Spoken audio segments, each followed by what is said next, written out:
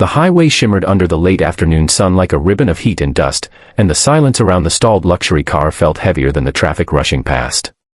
For Maribel Cross, success had always been loud: boardrooms, applause, engines roaring to life, but here, on the shoulder of an endless road, it was painfully quiet. The hood of her car stood open like a question she could not answer, and for the first time in years, she felt small, stranded, and unsure whether help would ever come. That was the moment when a tiny presence stepped into her world and changed everything. If you believe in kindness, second chances, and the quiet power of compassion, take a second to like this video, comment, share it with someone who needs hope today, and subscribe to Kindness Corner. Also tell us in the comments where you are watching from. It truly means a lot to our community. Maribel had built an empire by refusing to slow down. She was known across the city as the woman who turned failing companies into gold, who flew between continents without blinking, who trusted numbers more than people and engines more than promises. That afternoon, she had been driving herself, refusing a driver so she could feel the road and clear her head after a bruising meeting. The car had been flawless until it wasn't. A shudder, a warning light, a smell of hot metal, and then the humiliating glide to a stop on the shoulder, her phone battery blinking its last %. As cars rushed by, she weighed the cost of waiting against the unfamiliar discomfort of asking a stranger for help. The sun dipped lower, painting the hills in amber and casting long shadows that made the guardrail look like a boundary she could not cross. Maribel sat beside the front wheel, shoes set neatly aside, jacket folded with the same precision she used to arrange her life. She tried to think logically. Roadside assistance would come. Someone would stop. Everything had a solution. Yet the minutes stretched, and with them came memories she usually kept buried, a childhood of patched shoes, her mother's tired hands, the vow she made never to be helpless again. Being stranded was not just inconvenient, it reopened an old fear she thought she had conquered. That was when she noticed them, a man and a small girl walking along the shoulder at a careful distance from the road. The man's posture carried the wear of honest labor, his hands rough, his shirt faded by many washes. The little girl moved with a seriousness beyond her years, pointing occasionally at passing cars as if studying the world. They slowed when they reached the open hood, not with curiosity, but with concern. The men paused, scanning the road, measuring risk the way people who live close to it learn to do.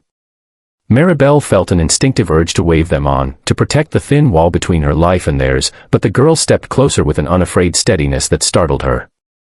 The child was named Anaya, though Maribel would only learn that later. In that moment, she was simply a small figure in a simple dress, eyes bright with focus, arm raised to indicate the silent engine. There was no judgment in her gaze, no awe at the badge on the car, only the practical attention of someone who saw a problem and believed it could be fixed. The men hovered nearby, ready to pull her back if danger came too close, yet he allowed her that one step forward.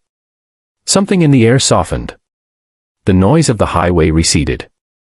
Maribel found herself meeting the child's eyes, expecting pity or fear, and finding instead a calm certainty.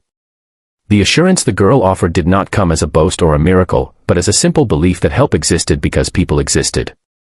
The idea that her father could fix what was broken landed in Maribel's chest with unexpected weight. She had spent years believing that only money, influence, and control could solve problems. Here was a child who believed in hands, patience, and the willingness to try. The man explained, quietly and without pride, that he repaired farm equipment and old cars when neighbors needed it, that they were walking home from the store, that he could take a look if Maribel wished. There was no sales pitch, no expectation. Just an offer. Trust did not come easily to Maribel, but something in the girl's steady pointing and the man's careful movements cut through her defenses. She nodded. The men examined the engine with the focus of someone who listened to machines the way others listen to people. He checked connections, traced lines, and wiped his hands on a cloth worn thin by years of use. Anaya stood nearby, her small finger tracing the outline of the car's shape in the air, as if mapping a path back to motion. Time passed differently then, measured not in minutes but in breaths. When the man asked for a tool he did not have, Maribel felt a flicker of helplessness again, quickly followed by relief when he adapted, improvising with calm creativity. The engine did not roar to life right away. There were moments when it seemed impossible, when the sun slid closer to the horizon and the road grew colder.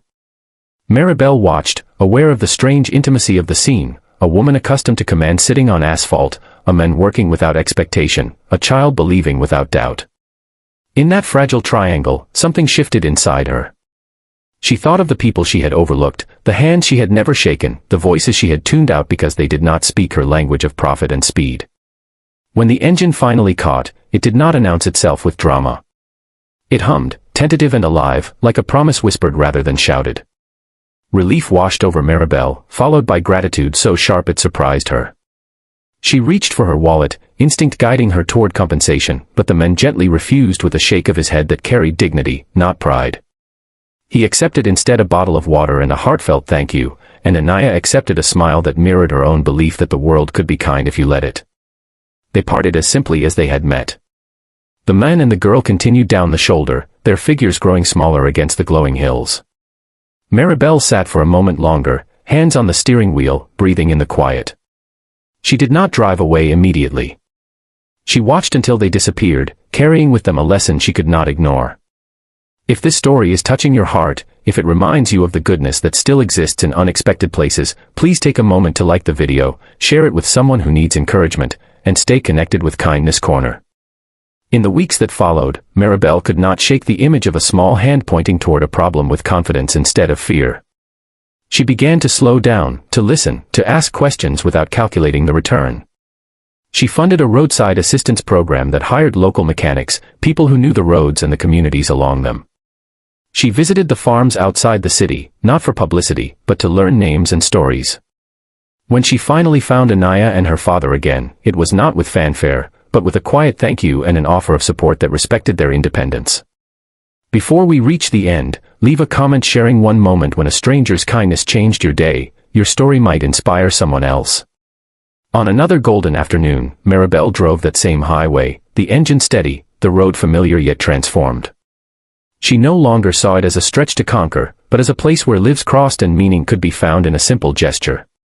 Somewhere ahead, a child would point toward a problem and believe in a solution, and because of that belief, a woman learned that wealth was not the absence of need, but the presence of care. If this story moved you even a little, please engage with it from the heart. Your likes, comments, and shares help kindness travel farther than any car ever could.